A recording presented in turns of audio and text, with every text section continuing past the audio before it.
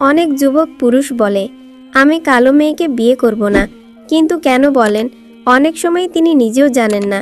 কিন্তু একজন মেয়েকে কি এভাবে বলা উচিত? কালো মেয়েদের স্বভাব চরিত্র কেমন হয়? কালো মেয়েকে বিয়ে করলে কি হয়? কালো মেয়েকে বিয়ে করলে কি লাভ বা ক্ষতি? চলুন আমরা এক নজরে জেনে নেই। তো আমি আর কথা না বাড়িয়ে মূল ভিডিওতে চলে যাচ্ছি। আপনাদের কাছে একটি অনুরোধ, ভিডিওটি না টেনে সম্পূর্ণ ভিডিওটি শুনবেন। ভিডিওটি দেখে ভালো লাগলো একটি লাইক দিবেন এবং কোন দেশ থেকে ভিডিওটি দেখছেন সেটা কমেন্টে জানাবেন। স্বাগতম আরও একবার আইডিটিভি ইউটিউব চ্যানেল থেকে। কালো মেয়েদের স্বভাব ও চরিত্র ইসলামের দৃষ্টিতে। আসসালামু আলাইকুম ওয়ারাহমাতুল্লাহ। প্রিয় শ্রোতারা, আজ আমরা আলোচনা করব একটি গুরুত্বপূর্ণ ও বাস্তব বিষয় নিয়ে। কালো মেয়েরা কেমন, তাদের স্বভাব, চরিত্র ও ইসলাম তাদের সম্পর্কে কি বলে। সমাজে আমরা প্রায়ই দেখি মানুষের বাহ্যিক রং দেখে বিচার করা হয়। কেউ গায়ে ফর্সা বলে প্রশংসা পায়, আর কেউ একটু কালো হলে তাকে হীন চোখে দেখা হয়। কিন্তু ইসলাম এই মানসিকতাকে সম্পূর্ণভাবে প্রত্যাখ্যান করেছে। চলুন আজ আমরা কুরআন ও হাদিসের আলোয় বুঝে নেই কালো মেয়েদের আসল সৌন্দর্য কোথায়। প্রথম অংশ, গায়ের রং আল্লাহর সৃষ্টি, বৈষম্য নয়।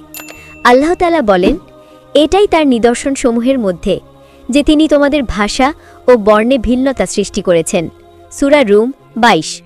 অর্থাৎ মানুষের রঙের পার্থক্য কোনো ত্রুটি নয়, বরং এটি আল্লাহর সৃষ্টিশৈলীর সৌন্দর্য। কালো, ফর্সা, শ্যামলা সবই আল্লাহর নিখুঁত সৃষ্টি। যে নারী কালো, তার রঙের মধ্যে আছে মাটির ঘ্রাণ, বিনয় ও প্রাকৃতিক সৌন্দর্য। আল্লাহর কাছে কোনো রঙের বিশেষ মর্যাদা নেই, বরং যার হৃদয়ে তাকওয়া আছে সেই সবচেয়ে মর্যাদাবান। দ্বিতীয় অংশ, রাসূলুল্লাহ সাল্লাল্লাহু আলাইহি ওয়াসাল্লামের শিক্ষা সৌন্দর্যের প্রকৃত মানদণ্ড। রাসূলুল্লাহ সাল্লাল্লাহু আলাইহি ওয়াসাল্লাম বলেছেন, আল্লাহ তোমাদের চেহারা বা সম্পদ দেখেন না, বরং তিনি তোমাদের অন্তর ও আমল দেখেন। সহিহ মুসলিম। অর্থাৎ গায়ের রং নয়, বরং মানুষের অন্তর, চরিত্র ও আচরণই আল্লাহর দৃষ্টিতে মূল্যবান। তাই একজন কালো মেয়ে যদি বিনয়ী, পরহেজগার, দয়ালু, ঈমানদার হয়, তবে সে আল্লাহর কাছে ফর্সা ও সুন্দরীর চেয়ে অনেক বেশি সম্মানিত। তৃতীয় অংশ, কালো নারীদের স্বভাব ও চরিত্র। সমাজে দেখা যায় কালো বর্ণের মেয়েরা সাধারণত খুব সহনশীল, ধৈর্যশীল এবং পরিশ্রমী হয়ে থাকে। তারা অনেক সময় ছোটবেলা থেকেই উপহাসের শিকার হয়, ফলে তাদের অন্তরে থাকে ধৈর্য ও আত্মসম্মান বোধের শক্ত ভিত্তি। তাদের মধ্যে এক ধরনের আত্মিক সৌন্দর্য থাকে।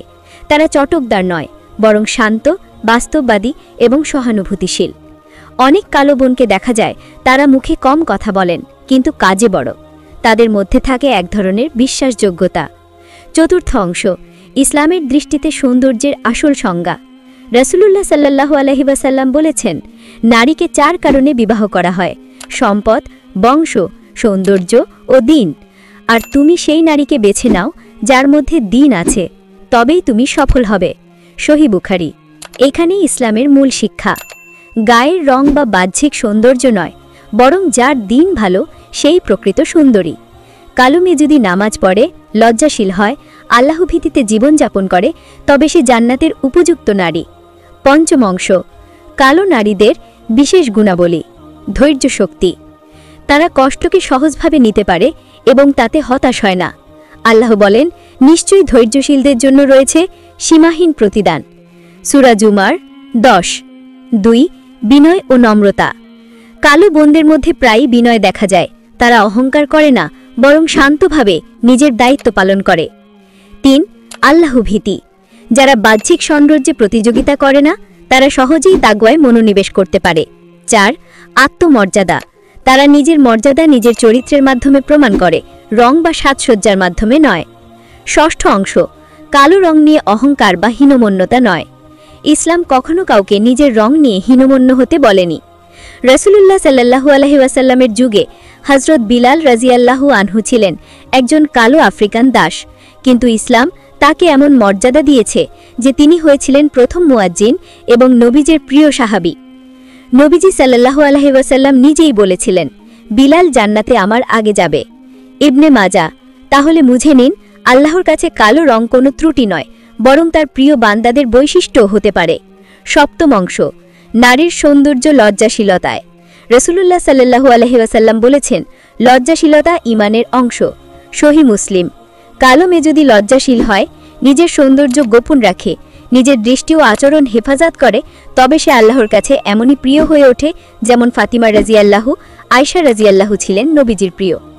অষ্টম অংশ, সমাজের দৃষ্টিভঙ্গি বদলানো জরুরি। আজ আমাদের সমাজে দরকার রং নয়, চরিত্রের মূল্যায়ন। যে সমাজ মানুষকে গায়ের রঙে বিচার করে, সেই সমাজ ইসলামিক নয়। আমরা যেন কারো রং নিয়ে হাসাহাসি না করি, কারণ কুরআনে আল্লাহ বলেছেন, কোনো জাতি অন্য জাতিকে উপহাস করো না, সম্ভবত তারা তোমাদের চেয়ে উত্তম। সূরা হুজুরাত 11। তাই কালো মেয়েদের ছোট করে দেখা মানে আল্লাহর সৃষ্টিকে অপমান করা। সেই উপসংহার। প্রিয় শ্রোতারা, কালো মেয়েরা কেমন? তারা আল্লাহর সুন্দর সৃষ্টি। তাদের মধ্যে আছে ধৈর্য, সততা, নম্রতা ও দৃঢ় মনোবল। তাদের সৌন্দর্য বাইরে নয়, হৃদয়ের ভেতরে। তাই কোনো নারী নিজের গায়ের রং নিয়ে লজ্জিত হবেন না, বরং গর্ব করবেন যে আল্লাহ তাকে এমন করেছেন। আর যারা অন্যের রং নিয়ে মন্তব্য করেন, তারা যেন মনে রাখেন আল্লাহর কাছে তা বড় পাপ। আল্লাহর কাছে সুন্দর সেই নারী যে বিনয়ী, শালীন ও ঈমানদার। কালো হোক বা ফর্সা, যে আল্লাহর পথে চলে, সেই নারী প্রকৃত সুন্দরী ও জান্নাতের অধিকারিণী। প্রিয় শ্রোতারা, আজকের আলোচনা যদি ভালো লেগে থাকে, তাহলে লাইক, শেয়ার ও সাবস্ক্রাইব করতে ভুলবেন না। আল্লাহ আমাদের সকল বোনদের অন্তরের সৌন্দর্য, তাকওয়া ও মর্যাদায় পূর্ণ করুন। আসসালামু আলাইকুম ওয়া রাহমাতুল্লাহ।